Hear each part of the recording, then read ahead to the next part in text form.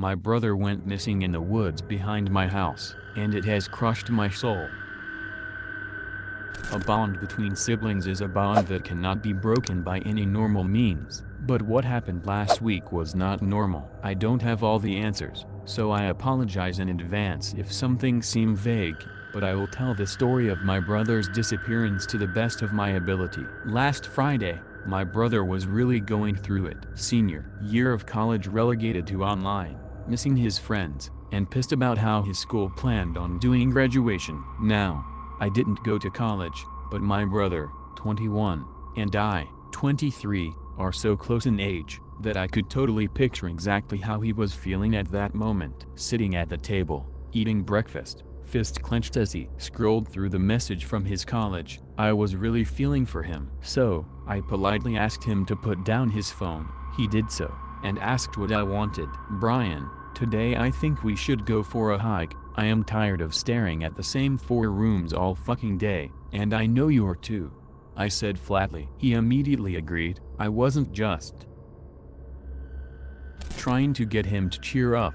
I genuinely was feeling cabin fever pretty badly, so when he agreed to hiking, I was pretty excited. My family owns about 21 acres of wood behind our house. This section is connected to a larger forest, a much larger forest. Since we moved to this area around the time Brian was 12, he and I absolutely loved exploring the woods. Our parents obviously gave us a long lecture on safety when in the woods, bought us thousands of dollars of safety gear, and insisted on us taking first aid courses just 4 months after we moved in. I didn't mind.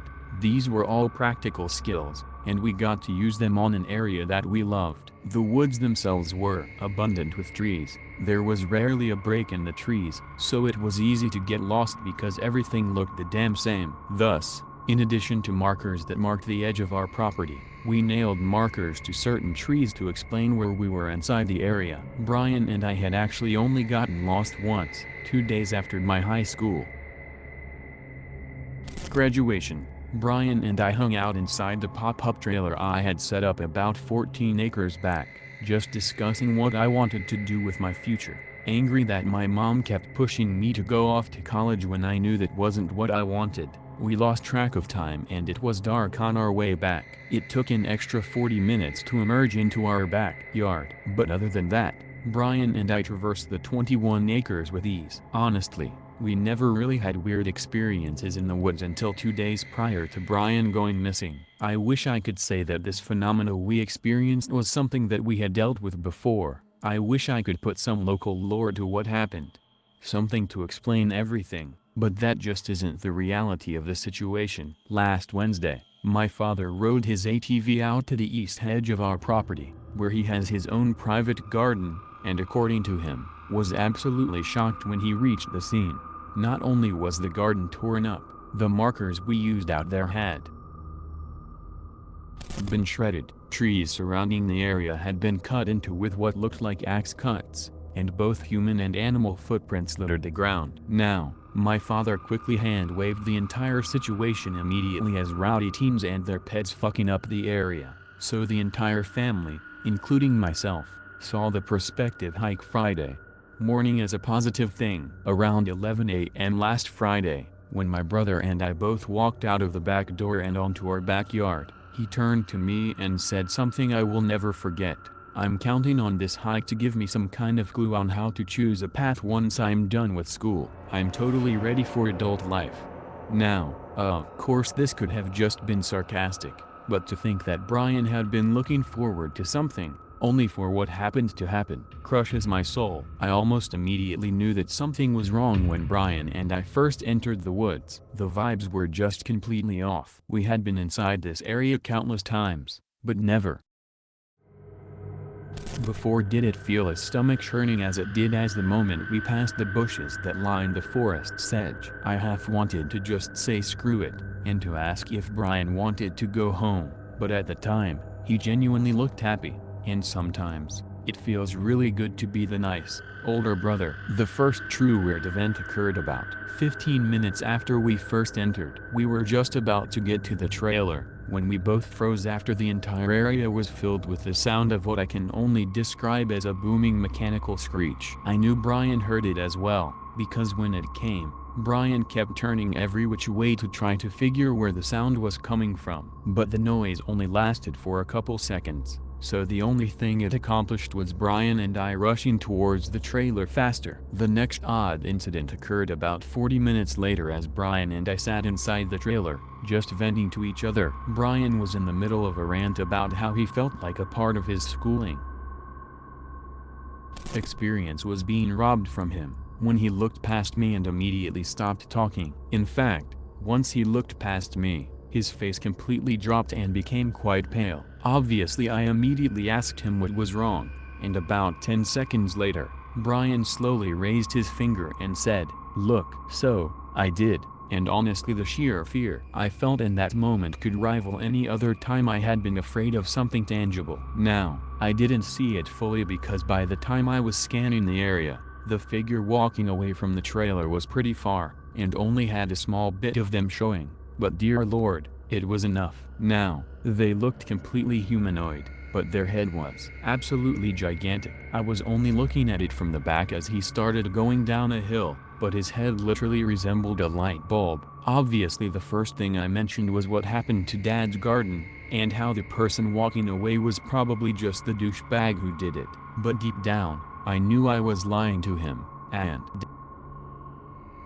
myself. Needless to say, not long after that, Brian and I made a mad dash away from the trailer, but soon, after getting into the heart of the wooded area, tragedy struck again. This time, as we looked to the trees and their markers so we knew where we were met with a truly disturbing sight. If the tree held a paper marker, it had been burnt away, and if it had held a wooden one, they were obliterated and left on the ground beneath the tree.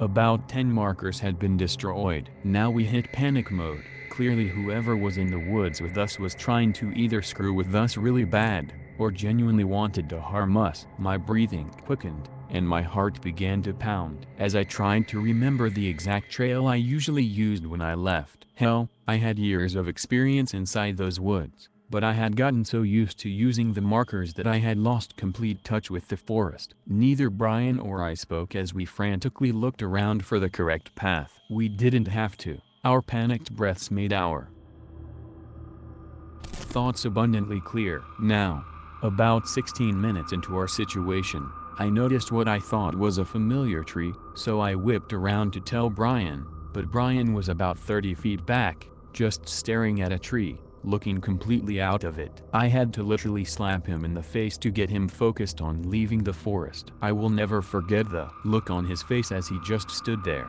eyes wide, jaw clenched. He was either amazed or incredibly angry. But anyway, a few minutes later, after I had gotten Brian to calm down and appreciate the severity of the situation we were in, I audibly yelled in happiness as I realized that we were on a familiar path, and that I thought I could get us home from there. So, again, I turned to tell Brian the good news, but again, he was far behind, just standing next to an oak tree, staring intently at it. It was almost endearing, and would have been a fond memory if the following event didn't take place. When I turned to him the second time, time honestly slowed. I was trying to look him straight in the eyes, but his eyes were darting all over the place. And the shaking. Brian was shaking like a leaf as he stood there, staring at the tree. Then, it happened. An arm that I can only describe as hulking, jutted out from behind the tree directly to the left of Brian. Its bare paw of a hand gripped Brian's collar, literally lifted him into the air, and at lightning fast speed, yanked him away. Adrenaline is a hell of a thing, because usually, when I get extremely scared, I freeze up. But in this moment I immediately made a mad dash to behind the large tree. When I made it there a few seconds later, I did not see my brother or his captor, but I believe I heard them. About 15 feet away, somewhere cloaked by the abundance of trees, I heard some sort of inhuman struggle grunt, feet pounding against the ground, and more chillingly, My brother screaming for help. I tried my fucking best. For about 20 minutes. I tried following the noises, but it was almost as if they would always be too far ahead of me, so I decided to quickly double back and call the police to inform them what was happening. The police showed up about 12 minutes later. One officer sat with me in the gazebo in our backyard, while about 4 other officers were in the woods, searching, yelling for Brian. I couldn't stop picturing the vein covered, tree trunk-sized arm. I was a complete fucking mess. Since then, our entire community gathered together and slightly broke social distancing to comb the woods. They haven't found him yet, but they did find his pack on the ground, and his smashed phone about 10 feet north of his pack. I have had family in and out of the house, trying to be there for us. I have also been interviewed by police 3 times, detailing every small event that happened that morning. Hell, on their 3rd visit, none of the police even really looked like police. They looked more like businessmen. I can't sleep right. All I can hear are my brother's cries for help whenever I lie my head down, and it breaks me down each time. I partly feel responsible for suggesting the hike in the first place. I don't know, I'm just mentally drained at the moment. The only concrete thing I do know is that I want my brother back.